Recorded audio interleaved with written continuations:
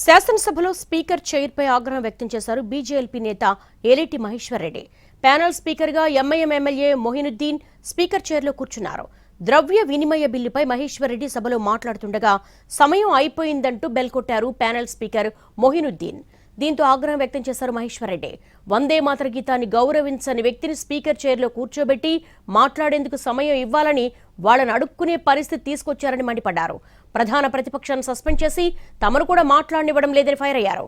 Walkout చేయమంటే చేస్తామంటూ ఆగ్రహం వ్యక్తం చేశారు ఏలేటి మహేశ్వర్ రెడ్డి. मैं अभी शुरू नहीं कर रहा साहब, इंट्रोडक्शन में हूँ. अभी क्या ये गलत बात सुनने के लिए इन लोगों का कान रेडी नहीं है सब.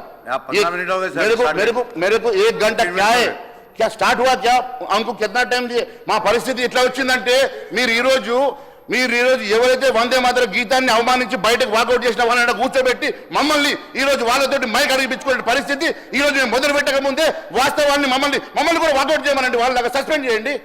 ఈ రోజు టీఆర్ఎస్ సస్పెండ్ చేయండి. మాట్లాడుతుంటే కూడా వినిపించుకునేటువంటి పరిస్థితులు లేరు, వాస్తవమైన పరిస్థితులు లేరు.